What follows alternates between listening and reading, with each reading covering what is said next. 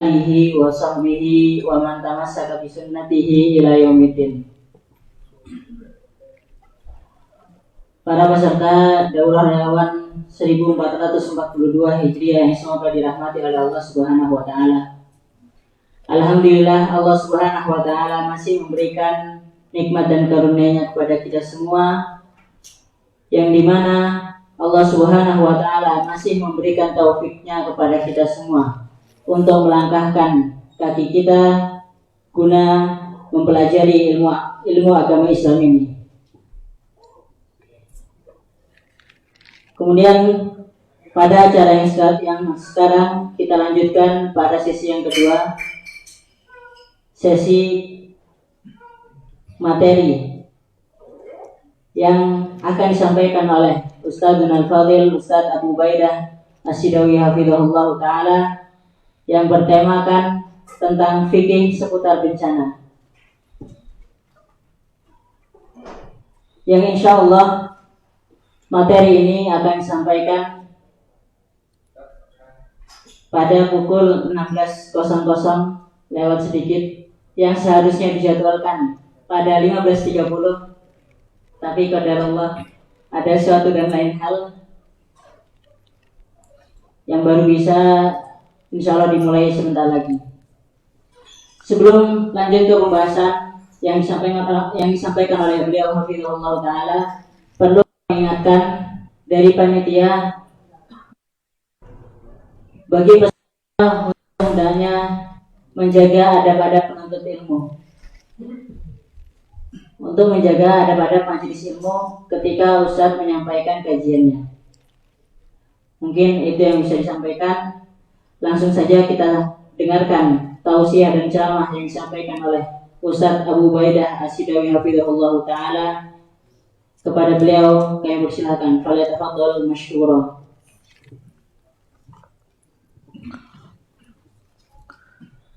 Bismillahirrahmanirrahim. Assalamualaikum warahmatullahi wabarakatuh. Alhamdulillahirabbil alamin wa bihi nasta'in ala umurid dunya waddin. Wassalatu wassalamu ala ashrafil anbiya'i wal mursalin nabiyina Muhammad wa ala alihi wa sahbihi ajma'in wa man ihtada bihudah wattaba'a atharahu ila yaumiddin, amma ba'd. Para ikhwah, para sahabat relawan yang semoga senantiasa dirahmati dan diberkahi oleh Allah Subhanahu wa taala. Pada kesempatan yang berbarokah ini kita duduk bersama untuk menambah wawasan pengetahuan kita tentang ilmu agama dengan tema fikih seputar bencana, dan ini sangat penting terutama bagi para relawan yang terjun untuk menanggulangi bencana. Di sana ada beberapa permasalahan-permasalahan yang sering dihadapi. Al-Imam Al-Bukhari rahimahullah mengatakan, bab al-ilmu qabla al-qawli wal amal. Ilmu itu sebelum berucap dan sebelum berbuat. Maka hendaknya bagi kita membekali diri kita dengan ilmu. Karena ilmu adalah cahaya yang akan menyinari perjalanan kita menuju surga Allah Subhanahu wa ta'ala. Kita ingin semuanya yang telah kita lakukan, termasuk sebagai relawan untuk membantu menanggulangi bencana dan sebagainya, ini adalah amal ibadah. Dan amal ibadah tidak diterima oleh Allah Subhanahu wa ta'ala kecuali dengan ikhlas. Tentu kita bertanya-tanya, ada apa dengan bencana demi bencana yang bertubi-tubi itu? Maka jawabannya adalah firman Allah Subhanahu wa ta'ala, wa ma asabakum min musibatin fabima kasabat aydikum wa ya'fu an katsir. Tidaklah menimpa kepada kalian suatu bencana kecuali itu karena dosa-dosa kalian. Ini PR bagi kita semuanya, bahwa Allah Subhanahu wa ta'ala mengirimkan bencana demi bencana itu adalah sebagai peringatan dari Allah Subhanahu wa ta'ala kepada hamba agar mereka bertaubat, agar mereka berhenti dari dosa-dosa yang mereka lakukan. Termasuk yang tadi malam gerhana. Lihat apa enggak? Nah, gerhana. Gerhana adalah peringatan Allah Subhanahu wa taala. Inna syamsa wal qamar ayatani min ayatillah. La yankashifani li mauti ahadin wala li hayatih. Wa innama yukhawwifu Allahu bihima ibadah. Sesungguhnya matahari, bulan itu adalah tanda di antara tanda-tanda kekuasaan Allah. Tidak terjadi gerhana matahari atau bulan karena hidup atau matinya seseorang. Tetapi itu terjadi sebagai peringatan bagi hamba. Peringatan dari dosa-dosa mereka. Syirik, bid'ah, maksiat. Yang itu mau tidak mau harus kita akui menjamur di negeri kita. Ya, syirik masih banyak. Bid'ah apalagi, maksiat juga begitu. Maka tidak heran kemudian ya bencana demi bencana bertubi-tubi ya menimpa negeri kita. Yang semua itu adalah karena Allah Subhanahu wa taala ingin memberikan peringatan kepada hamba. Wa ma nursilu bil ayati illa tahwifa. Tidaklah kami kirimkan tanda-tanda kekuasaan kami kecuali sebagai peringatan untuk para hamba kami. Ini yang harus kita pahami dan ini yang perlu kita pahamkan kepada masyarakat kita. Bahwa adanya bencana itu adalah teguran Allah Subhanahu wa taala kepada kita. Yang masih syirik bagaimana sadar dan meninggalkan kesyirikannya. Yang masih terjerumus dalam kebid'ahan bagaimana ya bertobat dari bid'ahnya. Yang masih ya melakukan tenggelam dalam maksiat, bagaimana mereka bertobat kepada Allah Subhanahu wa taala dari kemaksiatan. Bukan hanya sekedar faktor alam, bukan hanya sekedar bencana alam semata. Karena yang memerintahkan gunung untuk meletus adalah Allah Subhanahu wa taala. Yang memerintahkan laut memuntahkan isinya adalah Allah Subhanahu wa taala. Yang memerintahkan ya hujan untuk deras menimpa manusia sehingga mengakibatkan banjir adalah Allah Subhanahu wa taala. Ya, yang memerintahkan bumi untuk bergerak adalah Allah Subhanahu wa taala. Tidak mungkin semua itu terjadi kecuali dengan izin dari Allah Subhanahu wa taala. Maka satu poin penting yang perlu kita pahami dan perlu kita pahamkan kepada masyarakat kita bahwa adanya bencana demi bencana itu adalah teguran dari Allah Subhanahu wa taala kepada kita. Oleh karenanya adanya bencana, ayyul ihwa, itu walaupun kita semuanya nggak pingin terjadinya bencana, tapi ketahuilah bahwa di balik takdir Allah SWT pasti ada hikmahnya. Ya, pasti ada hikmahnya. Wa asa an takrahu syai'an wa huwa khairul lakum. Wa asa an tuhibbu syai'an wa huwa syarrul lakum. Wallahu ya'lamu wa antum la ta'lamun. Bisa jadi kalian membenci sesuatu padahal itu baik bagi kalian. Bisa jadi kalian mencintai sesuatu padahal itu buruk bagi kalian. Allah mengetahui dan kalian tidak mengetahui. Jadi adanya bencana-bencana ini pasti ada hikmahnya.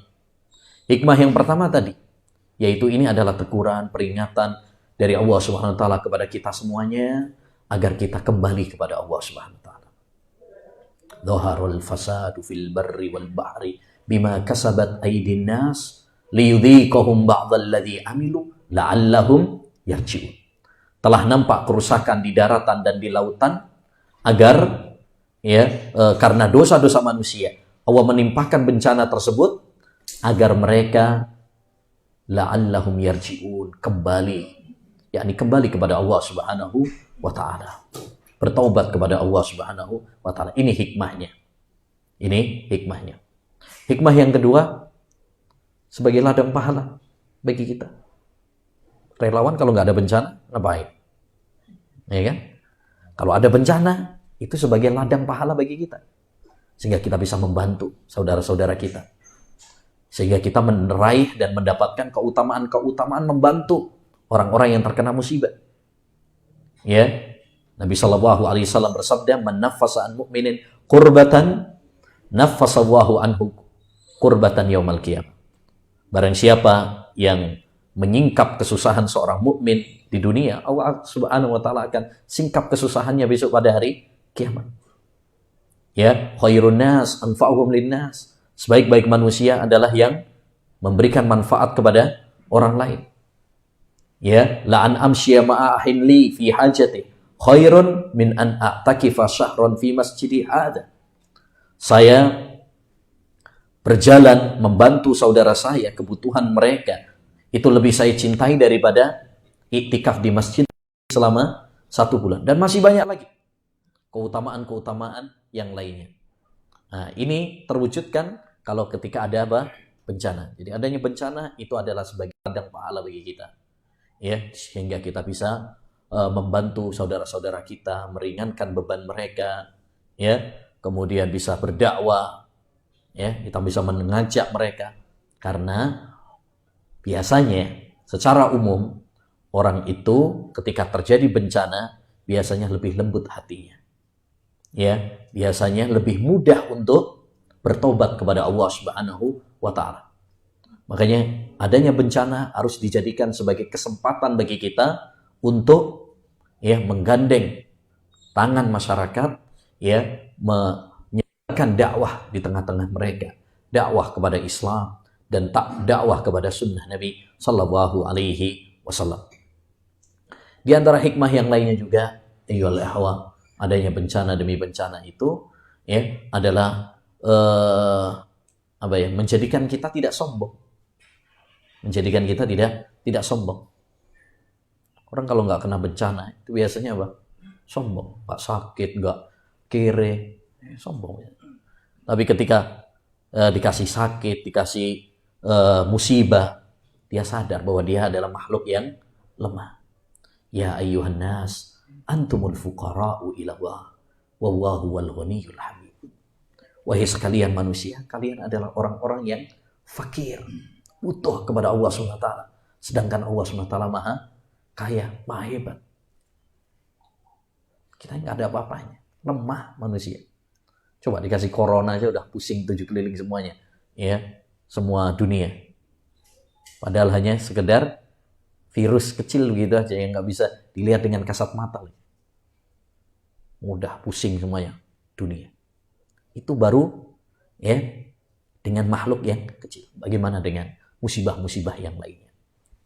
Sehingga hal itu akan melembutkan hati kita. Tidak sombong, tidak congkak. Ya, betapa banyak orang itu insaf, bertaubat, lembut hatinya dengan adanya apa? Bencana. Sadar ya semakin baik dengan adanya bencana. Semoga Allah SWT merahmati Syekhul Islam Taimiyah rahimahullah ta'ala tatkala mengatakan ya, musibatun tuqbiluka 'ala Allah khairun min nikmatin tunsika 'anillah. Musibah yang membuat dirimu semakin dekat sama Allah SWT itu jauh lebih baik ketimbang nikmat yang melalaikan engkau dari Allah SWT. Kita dikasih musibah, tapi dengan musibah tersebut kita semakin dekat sama Allah Subhanahu wa taala. Makin lembut hati kita, semakin ingat akhirat, semakin bersemangat dalam beramal saleh. Itu jauh lebih baik ketimbang hidup dalam kenikmatan, kesenangan, ya, tapi melupakan kita dari Allah SWT, lupa dari akhirat, lupa dari ibadah kepada Allah Subhanahu wa taala, karena hakikatnya itu adalah bencana. Bencana di atas bencana, kalau kita dikasih peringatan sama Allah tapi nggak sadar-sadar, itu bencana itu. Innal halakata kullal halakah an ya'mala ar-rajulu sayyi'ata zaman al-bala. Kata sahabat Nu'man ibn Bashir. Bencana di atas bencana itu kalau ya orang melakukan dosa musibah. Ya. Kenapa? Karena itu dia nggak sadar. Dikasih peringatan supaya sadar tapi nggak sadar-sadar. Ikhwani wa akhwati fillah rahimani wa rahimakumullah. Ada akhwatnya? Nah, kan online. Nah. Siapa tahu ada akhwat yang ikut juga. Amin.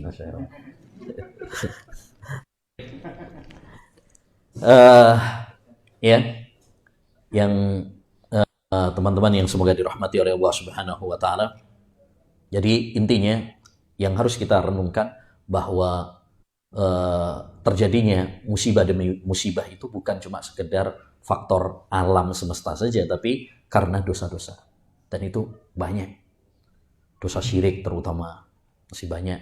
masyarakat kita yang masih terjerumus di dalam apa? Kesyirikan, minta-minta ke kuburan, ya, kirim tumbal, sesajen. Ini masih banyak. Bid'ah juga demikian. Ini faktor datangnya bencana. Falyahdharil ladzina yukhalifuna an amrih an tusibahum fitnah au yusibahum adzabun alim. Hendaknya waspada orang yang menyelisihi perintah Nabi Muhammad SAW. Orang yang melakukan bid'ah menyelisihi perintah ya Rasulullah SAW. Hendaknya mereka khawatir terjatuhnya fitnah, bencana atau adab yang pedih. Maksiat banyak. Masih banyak yang minum khamar, masih banyak yang zina, ya, masih banyak yang riba. Kata Nabi SAW, "Ma dhahara riba wa zina illa ahallu bi anfusihim ya al-qa." Tidaklah nampak mereka ya riba, zina, kecuali pada dasarnya mereka mengizinkan datangnya adab Allah SWT kepada diri mereka. Demikian juga banyaknya penyanyi-penyanyi, konser-konser. Ini termasuk salah satu faktor turunnya bencana, dan itu banyak di negeri kita. Ya. Baik. Apa yang perlu kita lakukan ketika terjadi bencana? Yang perlu kita lakukan ketika terjadi bencana, dan itu yang perlu kita ingatkan juga kepada masyarakat kita. Pertama adalah bertobat kepada Allah Subhanahu wa taala.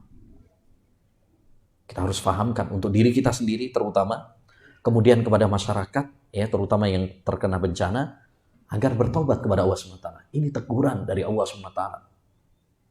Agar kita kembali kepada Allah Subhanahu wa taala. Seperti dalam ayat tadi, la'allahum yarji'un. Telah nampak kerusakan di daratan dan di lautan karena dosa-dosa manusia.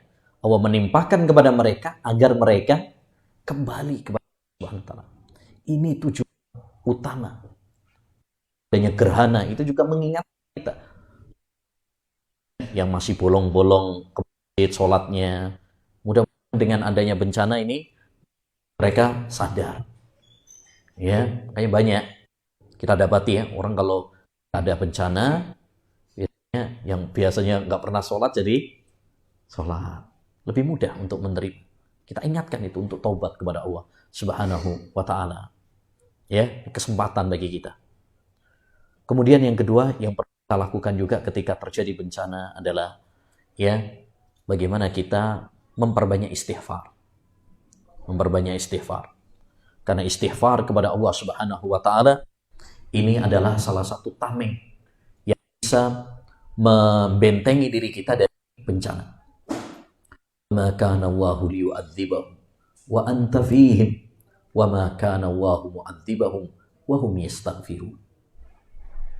Kata Allah Subhanahu wa taala, Allah Subhanahu wa taala tidak akan mengadab suatu engkau wahai Muhammad berada di tengah. Kalau ada Nabi Muhammad enggak bakalan dikasih adab sama Allah Subhanahu wa taala. Dan Allah tidak akan mengadab suatu kaum jika mereka nanti istighfar kepada Allah Subhanahu wa taala. Kalau Nabi Muhammad meninggal, maka benteng tameng kita sekarang tinggal satu, yaitu istighfar kepada Allah Subhanahu wa taala. Maka yang perlu diingatkan pada diri kita dan juga kepada ya masyarakat terutama terkena bencana ya bagi mereka untuk apa? Istighfar kepada Allah, memohon ampun kepada Allah Subhanahu wa taala. Kemudian yang ketiga yang mereka ya kita untuk beribadah kepada Allah Subhanahu wa taala. Tingkat ibadah kita utama sholat. Ya, makanya ketika terjadi gerhana, Rasulullah mengatakan, "Idza ra'aitum dzalik fafza ila sholat." Kalau kalian melihat gerhana, salah satu kekuasaan Allah Subhanahu wa taala, peringatan Allah Subhanahu wa taala, segera engkau apa? Sholat. Karena sholat itu bisa ringankan beban kita di tengah bencana. Ya, wasta'inu bis-sabri. Ya, hendaknya kalian meminta dengan sabar dan sholat. Ya, ketika terjadi bencana, perbanyak apa? sholat. Kemudian juga empat yang hendaknya kita lakukan, banyak berdoa kepada Allah Subhanahu wa ta'ala. Ya, banyak doa kepada Allah Subhanahu wa ta'ala. Ini juga satu sebab agar Allah Subhanahu wa ta'ala menghilangkan bencana dari kita. Ingat Nabi Yunus alaihi salam tatkala ditelan oleh ikan yang besar di lautan, di tengah kegelapan tersebut, Allah mengatakan falaula annahu kana minal musabbihin la labisa fi batnihi ila yaumi yub'atsun. Ya, andaikan dia bukan termasuk hamba-hambaku yang suka bertasbih, berzikir, berdoa kepada Allah Subhanahu wa taala, tentu dia akan tetap berada di perut ikan tersebut. Tapi karena dia berzikir, berdoa kepada Allah Subhanahu wa taala, la ilaha illallah subhanak inni kuntu minadz zalimin. Ya, sehingga Allah Subhanahu wa taala akhirnya menyelamatkan dia. Maka doa, zikir ini sangat penting ya untuk membentengi diri kita dari bencana.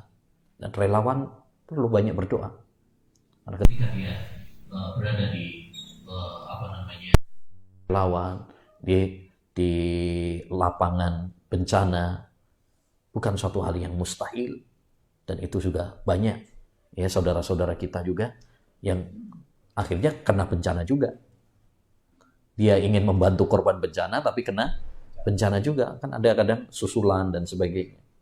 Ya, maka kita harus berserah diri kepada Allah SWT, tawakal kepada Allah SWT.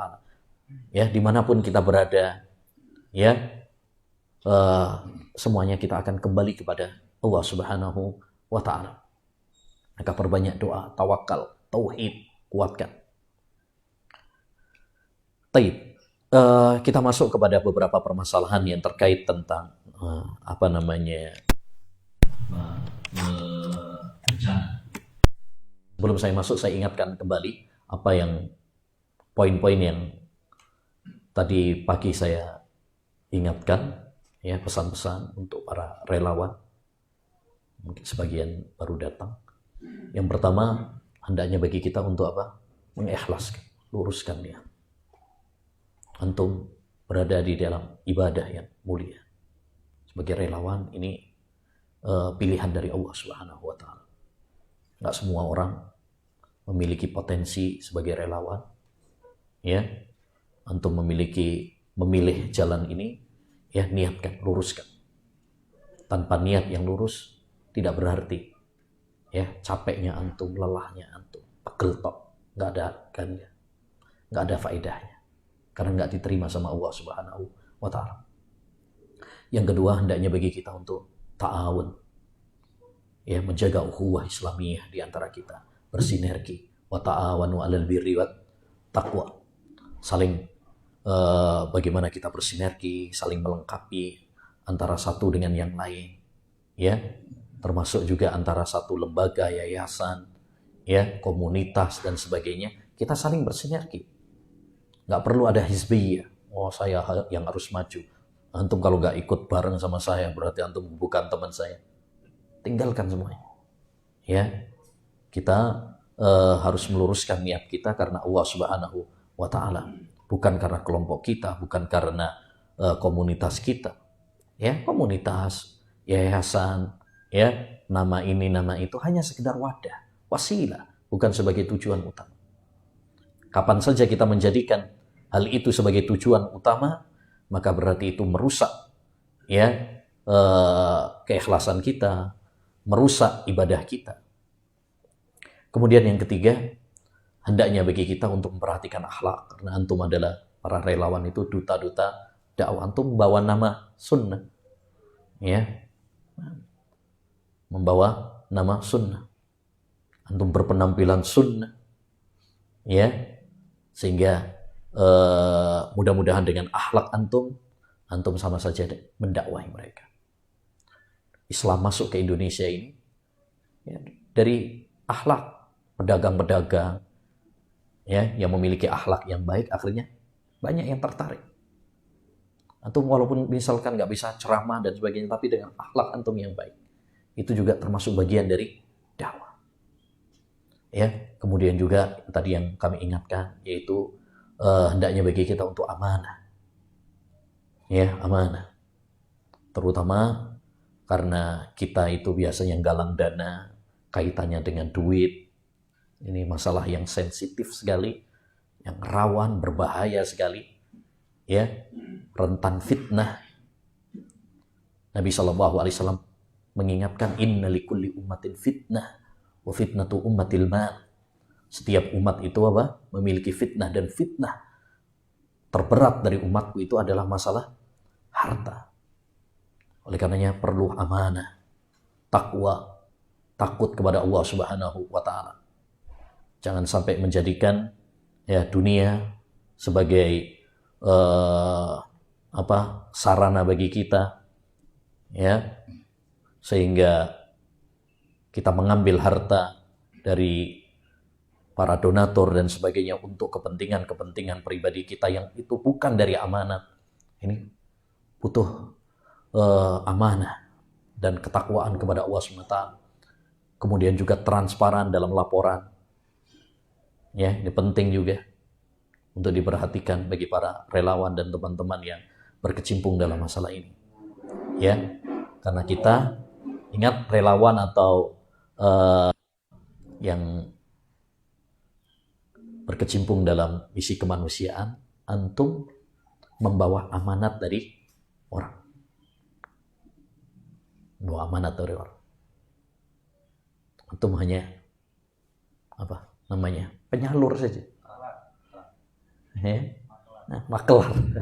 Penyalur. Makanya nggak usah sombong juga antum bawa ini. Ya kan? Nggak perlu disombongkan, orang cuma titipan aja. Bukan duit antum juga. Ya kan?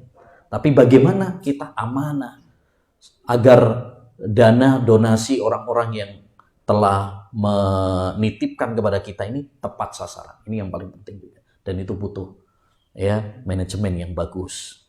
Antum mungkin orang yang udah ngaji, tapi kalau manajemennya nggak bagus, laporannya kacau, bahaya juga. Laporannya bagus, manajemen bagus, tapi kalau agamanya nggak bagus, bahaya juga. Bisa diakal-akali laporan itu. Anak ingatkan, ini masalah yang sangat penting, yaitu fitnah harta. Fitnah harta. Adapun tentang beberapa permasalahan seputar bencana, fikihnya seputar bencana, ada beberapa permasalahan yang sering terjadi seputar bencana. Yang pertama, kirim tumbal dan sesajen. Ini di sebagian orang terkena bencana, bukannya tobat, tapi malah mendatangkan bertambahnya bencana. Masih ingat dulu di sebagian daerah terkena tsunami, ini jinnya kurang sajen. Akhirnya besok ngadain sajen, tumbal dan sebagainya. Terjadi gunung meletus, ini penjaga gunungnya ngamuk, kurang sesajennya. Nggak taunya sing jaga gunung mati juga ternyata.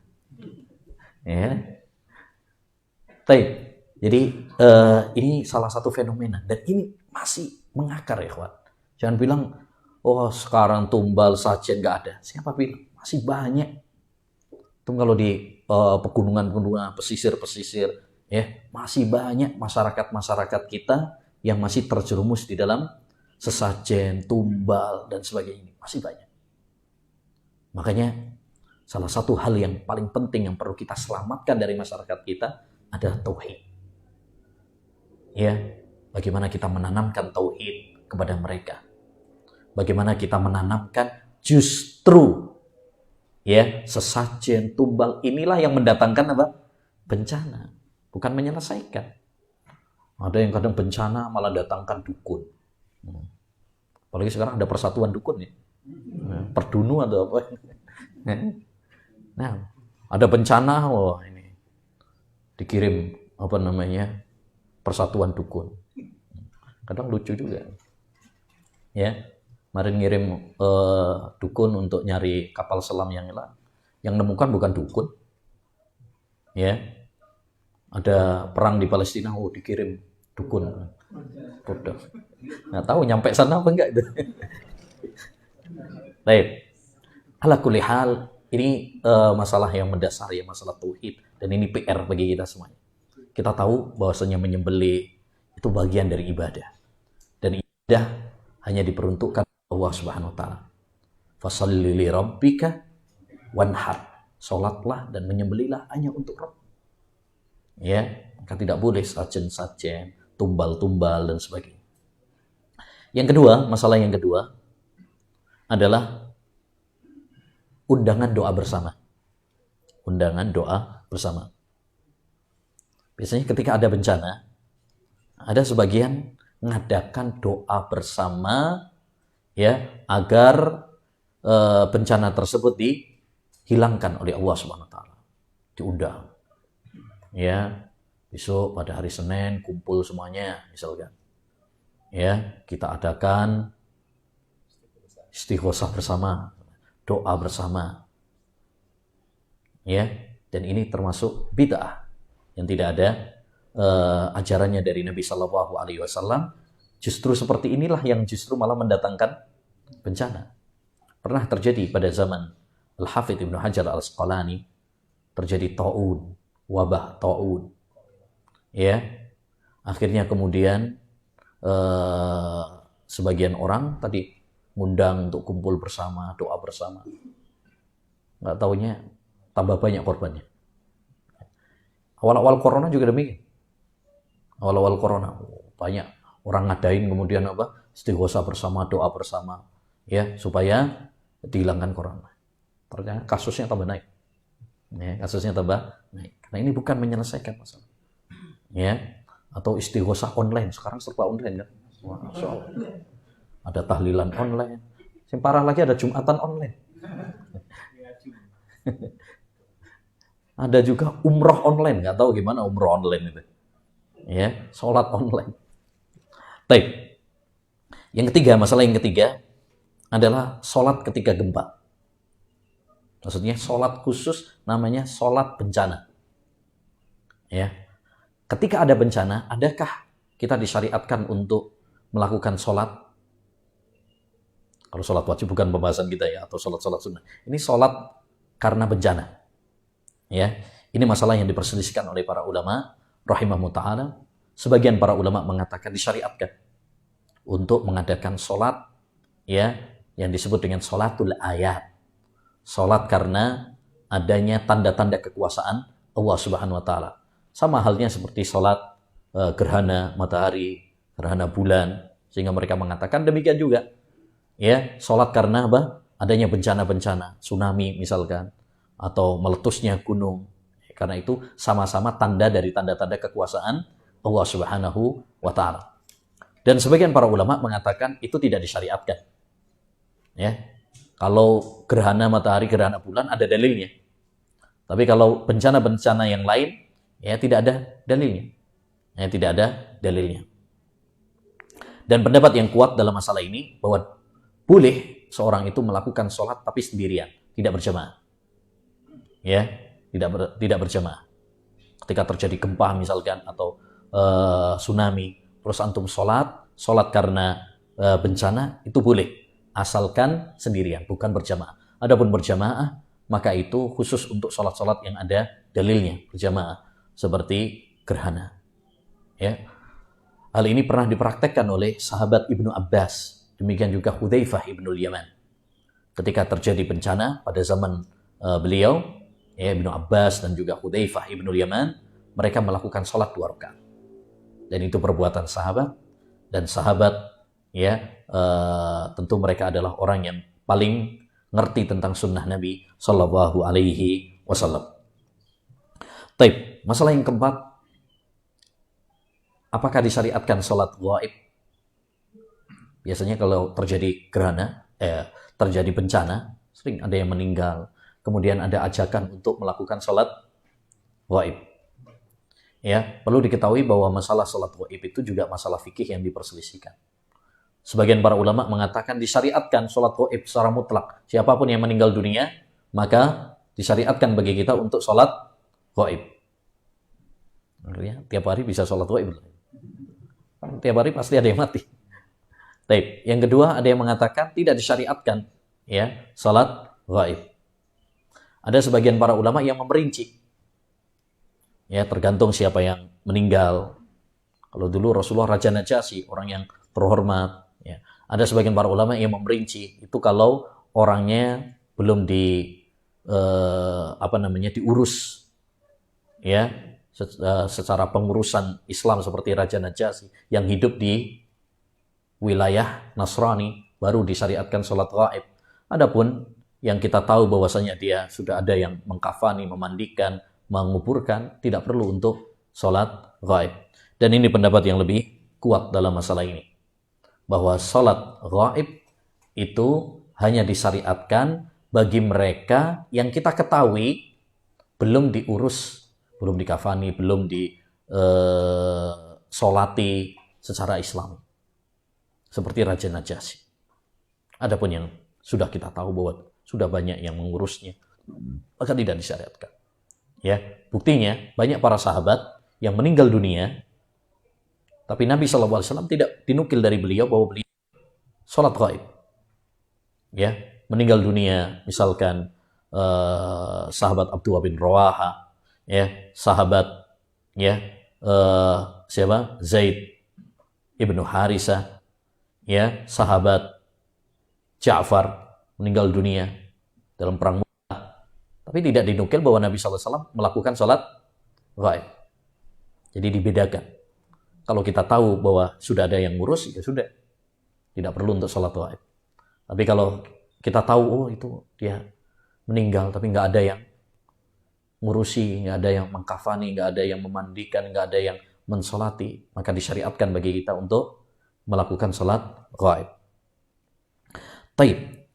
Kemudian masalah selanjutnya, masalah yang kelima, tata cara penguburan bagi ketika di bencana.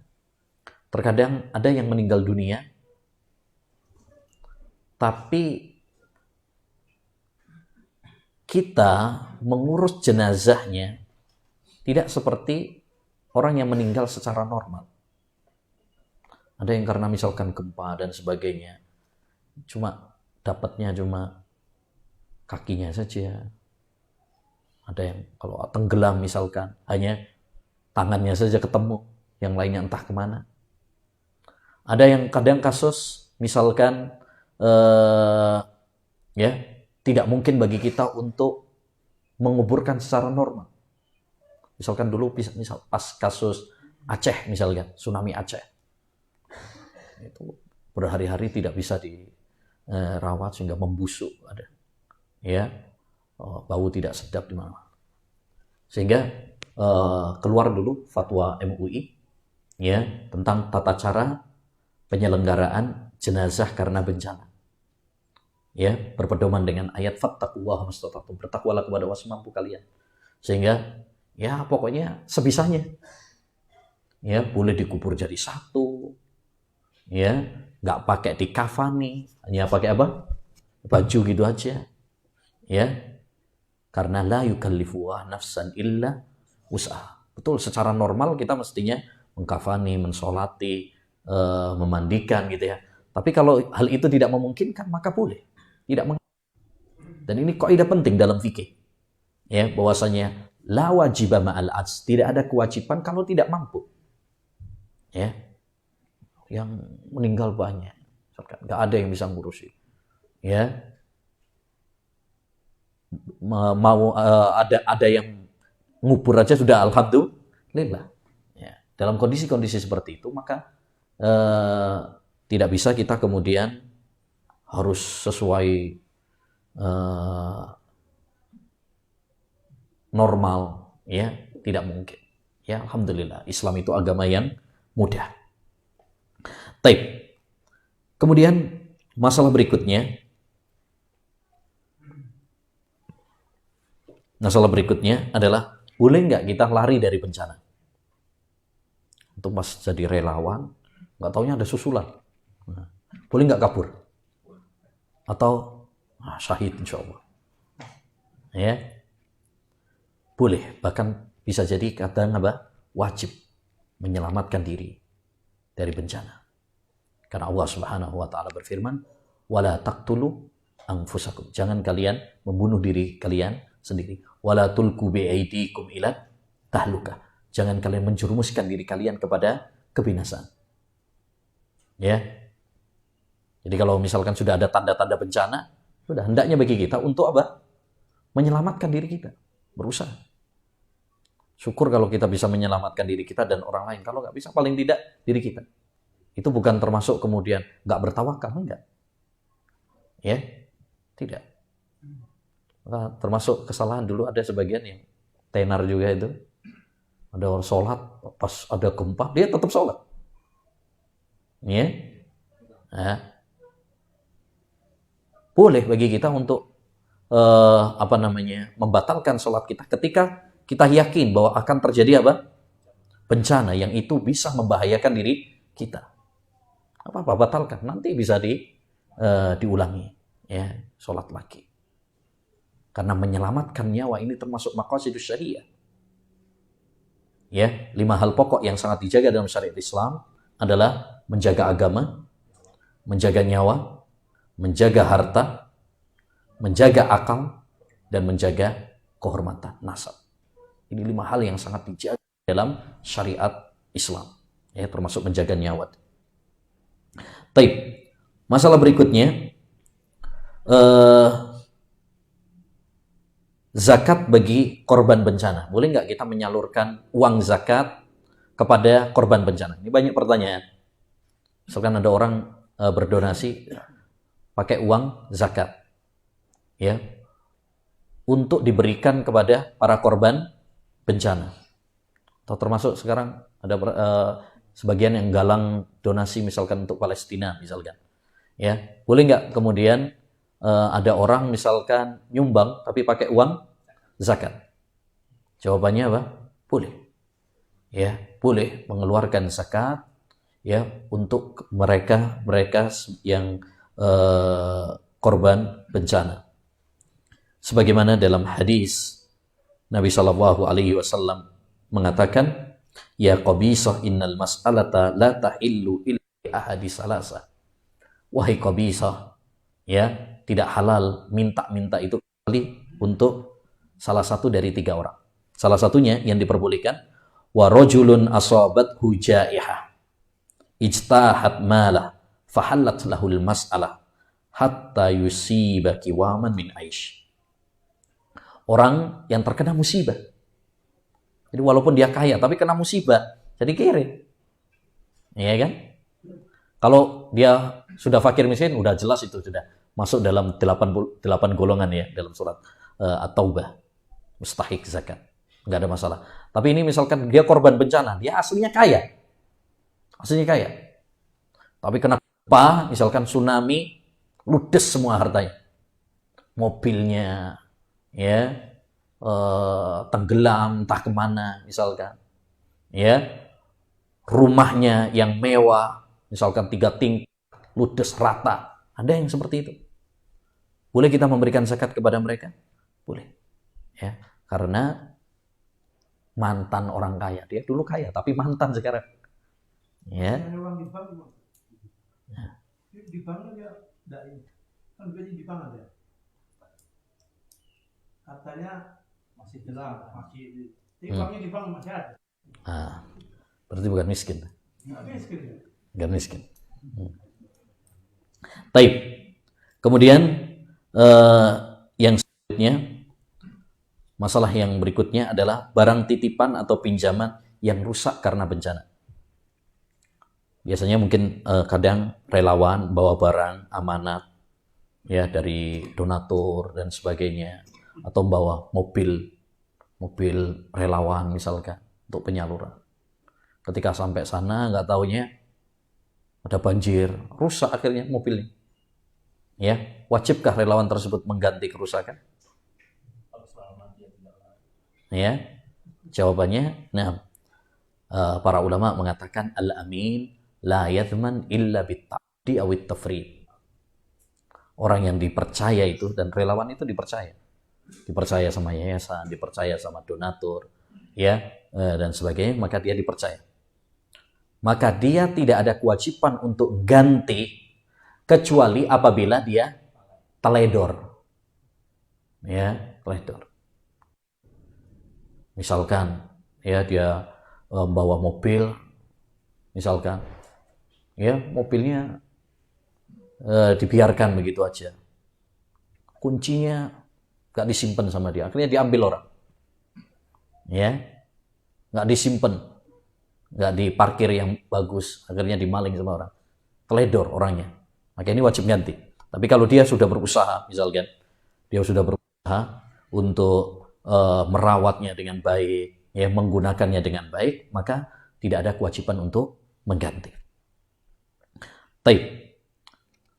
Kalau misalkan masalah yang berikutnya adalah bagaimana kalau kita menemukan barang-barang ya karena bencana. Biasanya kalau pas bencana tuh nemu barang tuh.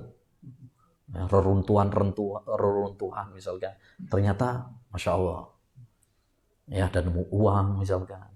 Ada nemu apa? Emas. Emas siapa? Taib. Ada barang-barang berharga kadang gitu ya kita temukan. Apa yang mesti kita lakukan? Masuk dalam hukum, jawabannya itu masuk dalam hukum luqatah. Kalau dalam fikih itu masuk dalam hukum luqatah. Dan luqatah yaitu barang penemuan itu dibagi oleh para ulama menjadi 3. Pertama, barang temuan yang sifatnya remeh. Orang kehilangan barang tersebut biasanya nggak bakalan nyari. Permen misalkan hilang, nggak bakalan dicari. Ya. Uang recehan zaman sekarang, mungkin kalau zaman orang tua kita dulu dicari. Tapi zaman sekarang recehan, orang kehilangan udah loss. Sponsornya FGR gitu, dia baik koi. Lumayan di sponsor. Baik. Yang kedua adalah barang temuan yang sifatnya berharga. Dalam artian kalau orang kehilangan barangnya apa? Nyari. Orang kehilangan kalung misalkan emas. Nyari tuh. Jam tangan, tapi jam tangannya yang mahal. Jam tangannya sewu telu ya gak dicari juga. Ini barang murahan. Jadi tergantung juga. Jadi kalau itu barang-barang mahal, barang-barang yang biasanya kehilangan itu nyari, maka antum wajib untuk mengumumkan. Diumumkan terlebih dahulu, ya sampai 1 tahun. Kalau ternyata tidak ada yang ngaku, boleh antum manfaatkan. Ya. Kalau sudah dimanfaatkan, ada yang ngaku dan itu benar-benar miliknya, antum harus kembalikan. Ya, harus kembalikan. Taib. Wajib untuk mengumumkan. Itu namanya luqatah. Taib. Kemudian masalah yang hukum orang yang hilang karena bencana. Sering kita kalau ketika bencana biasanya nggak ditemukan. Di beberapa bencana ada rumah dulu di situ ada rumah orang. Setelah terjadi bencana nggak tahu rumahnya kemana nggak ditemukan. Ya, kabarnya di mana dicari-cari ada. Ini hukum orang yang namanya mafqud. Ya, taib. Ini dibahas oleh para ulama statusnya nanti, karena punya istri, nikah lagi, ntar suaminya balik, hidup lagi. Nah, mau nikah juga susah juga, tulang punggung ya kan, apalagi jadi janda biasanya terus. Nah, bagaimana orang mafqud, ya, orang yang hilang tersebut? Sebagian para ulama mengatakan dia harus nunggu 4 tahun. Dan itu yang diperhatikan oleh Khulafaur Rasyidun, Abu Bakar, Umar. Ya, nunggu 4 tahun dulu. Nunggu statusnya. Ya, ini kalau belum ada bukti kalau dia meninggal ya. Ya, ini masih nyari-nyari istilahnya. Ya, tapi kalau sudah dipastikan ya udah. Tapi kalau masih mafqud, hilang, belum ditemukan beritanya, maka ditunggu sampai 4 tahun. Taib. Bahwa 4 tahun itu batasan dikembalikan kepada kebijakan pemerintah. Dan ini pendapat yang lebih kuat. Yang dikuatkan oleh Syekh Ibnu Utsaimin rahimahullah ta'ala. Ya. Apa yang diputuskan oleh Khulafaur Rasyidun itu adalah kebijakan pemimpin saat itu. Dan itu bisa berubah-ubah sesuai kebijakan pemimpin. Ya. Sesuai perkembangan. Karena sekarang misalkan beda dengan zaman dulu. Zaman sekarang untuk mencari orang yang hilang bisa lebih mudah. Ya, bisa lebih mudah. Tapi kalau ada hilang, ini bisa dilaporkan kepada polisi, ya, atau ingin statusnya, ya, maka bisa diputuskan lewat pengadilan. Nanti pengadilan sudah putuskan, itu bagian apa? Patokan. Ya, bisa sebagai patokan. Baik. Masalah berikutnya juga yang sering ditanyakan juga adalah boleh nggak menggunakan harta haram untuk korban bencana. Ada sebagian orang misalkan punya bunga bank. Namanya banyak. Itu. Akhirnya dia transfer ke kita misalkan. Boleh nggak uang tersebut, entah itu bunga bank atau mungkin dia habis maling gitu atau yang lain. Ustaz, saya habis maling nih, gimana uangnya saya setorkan ke antum aja ya, mungkin bisa untuk bermanfaat gitu ya. Ya, atau bunga bank yang paling biasa.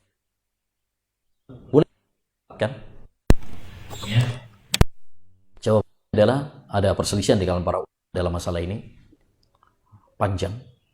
Ya, kita singkat-singkat aja. Kalau terlalu rinci-rinci ngantuk. Ngeluh. Ya. Jadi yang singkat-singkat aja, yang gampang-gampang aja lah. Ya, jadi ada perselisihan panjang. Kayak bunga bank itu ada sebagian, udah nggak usah diambil. Ya, karena itu uang haram. Ada yang katakan ambil itu bakar uangnya. Uang. Ya. Ada sebagian yang berpendapat ya ambil. Kemudian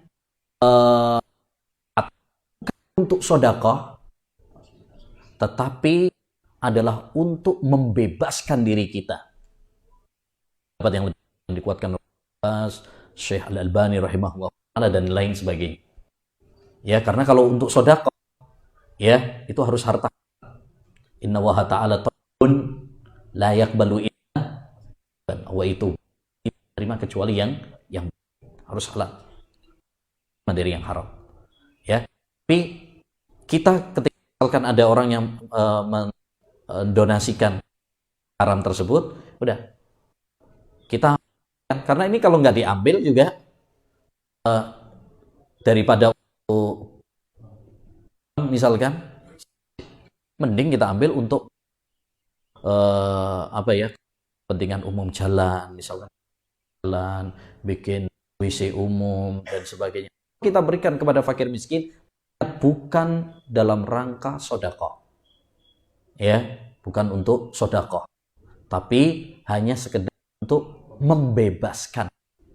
Ini uang dari dibakar juga.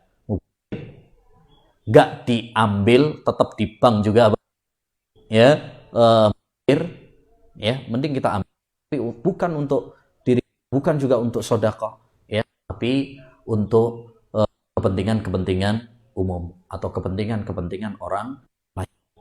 Ya, itu beberapa permasalahan yang biasanya ditanyakan ya dalam masalah apa?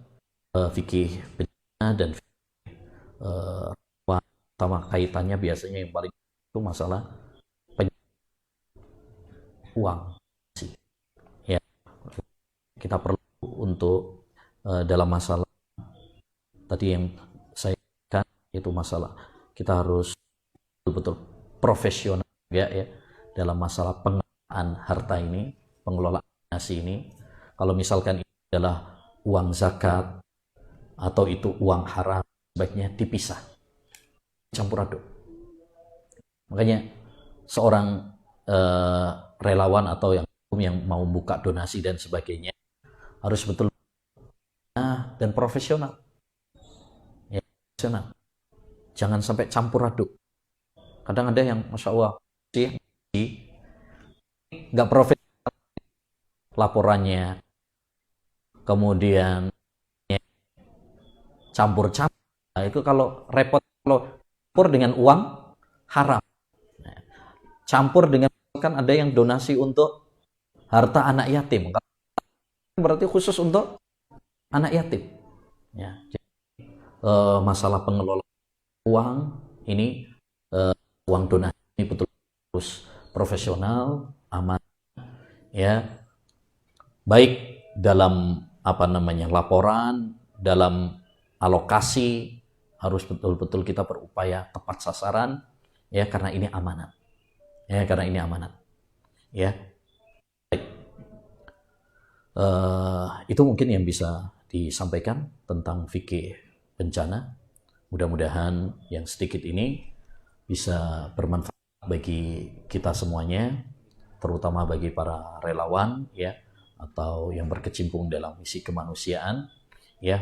Mudah-mudahan nasihat dan beberapa ilmu tentang fikih bencana tadi ya menambah ilmu yang bermanfaat bagi kita semuanya.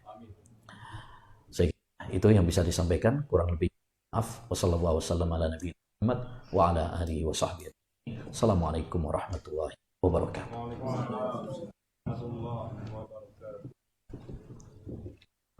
Jazakumullah khairan atas apa yang disampaikan oleh beliau. Semoga yang disampaikan oleh beliau Ustaz Asidawi Hafizahullah Ta'ala bisa kita pahami, bisa kita lakukan.